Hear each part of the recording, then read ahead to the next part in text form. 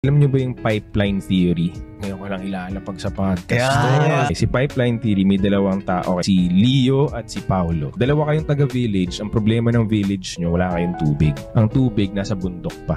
Akit pa ng bundok. Dalawa kayong malakas na lalaki, pero si Leo mas malakas, mas malaki yung katawan niya. Si Paolo medyo mas sharp sa utak. Kasi lumaki siyang payat eh. So kailangan mas madiskarte siya. Ikaw kasanay ka sa lakas eh. So ngayon, pareho kayo nagnegosyo, tayo kayo ng supply ng tubig. Akit kayo dun sa bundok, kuha kayong tubig, tapos bababa niyo yung tubig, bebenta nyo. Ikaw, mas malakas ka, so laging mas marami kang kinikita araw-araw dahil mo nabubuhat eh. Si Paolo naman, naisip niya, what if kumuha lang ako ng just enough na tubig, tapos tuwing aakit ako, unti-unti ko i-build yung pipe mula sa bundok, pababa dun sa village namin. Months go by, ganun lang ginagawa. Okay, sakto lang kinikita ni Paolo. Ngayon, si Leo naman, dami kinikita. Every weekend, punta siya sa bar, live the life. Dahil niya pera pumapasok eh, di ba? After months, sumasakit na yung katawan. Medyo sumasakit na yung kasukasuhan niya. Araw-araw siya nagbubuhat eh. Si Paolo naman, malapit na niya ma-build yung pipeline niya. Patapos na siya. Ang ending, ang nangyari, nagkasakit, di na siya makapagbuhat. Di na siya makapagbuhat kasi for years, buhat siya ng buhat, sira na yung katawan niya. Ngayon, on the other hand, si Paolo naman, tapos na yung pipeline niya.